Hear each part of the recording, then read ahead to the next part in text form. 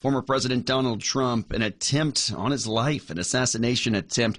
After the shooting, a lot of questions, Laura Sadler, like should we expect a change in tone from both campaigns? And in terms of messaging, will we see a more civil discourse? Or will both Trump and Biden return to the nasty attacks that we've seen in ads and just in their rhetoric in conversation? Well, to talk about this, I want to bring in the experts. Scott Baradell is with us. He's an expert on branding and trust and the author of Trust Signals, Brand Building in a Post-Truth World. Scott, appreciate you jumping on DFW's Morning News. First of all, your reaction, and will this change the campaigning? Well, maybe at a superficial level. I guess Joe Biden has talked about this 3 times in the last 2 days now. He's given a primetime address now, which, has been incredibly rare during his presidency. So he's tying this back to his campaign theme of battling for the soul of the nation and getting back to the old days when the rhetoric wasn't so heated, but easier said than done. And we know that the Biden campaign, they pulled some of their ads from television. They're slowing that down right now after what happened over the weekend. Do you think that's the right move for them?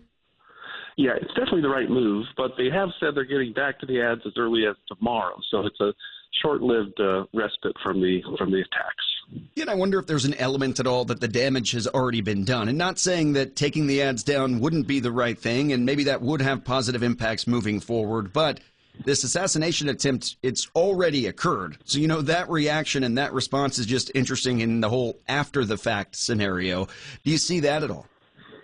Well, yeah, and the truth is, while both Trump and Biden have been, I think, saying the right things since this happened in terms of trying to keep the temperature down. I mean, if you look at what's actually promoted in social media algorithms, it's a lot of conspiracy theories where people on one side are saying Trump slapped a blood packet against his ear, and others are saying that Biden engineered this whole thing. And so I think more people are actually seeing that and going down those rabbit holes in their social media feeds than seeing, say, the presidential address or some of the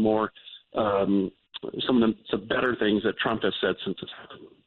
We're speaking with Scott Baradell. He's an expert on branding and trust, heads marketing company Idea Grove. And that image of Donald Trump with the blood down his face, the American flag behind him pumping the fist, how iconic and vital do you think that image is going to be for his campaign moving forward? And how much do you think that's going to be circulating?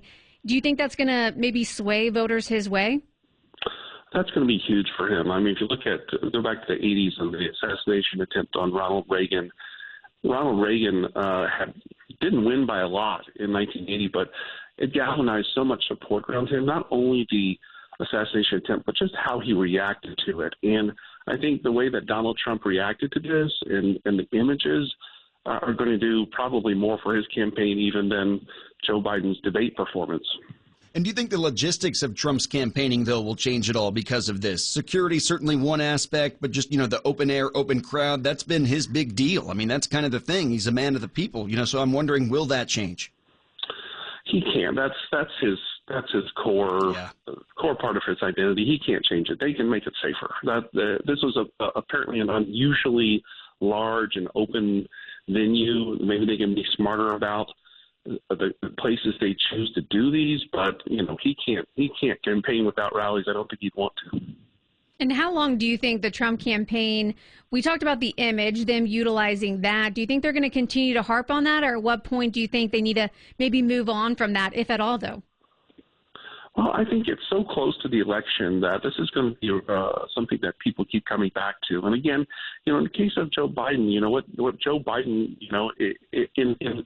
in some ways, he's wanting to attach this political violence and all of this to the idea of how things have gotten worse in terms of political dialogue and violence since Trump was elected back in 2016. So while he's not going to make a direct link because it was Trump who was the victim of this attempt, it goes back to Trump and Charlottesville and all of these kind of campaign themes that from the beginning for Joe Biden that it ties into his narrative. Scott Baradell with full-service marketing company Idea Grove, expert on branding and trust. Appreciate you jumping on and explaining that for us. Thanks for having me.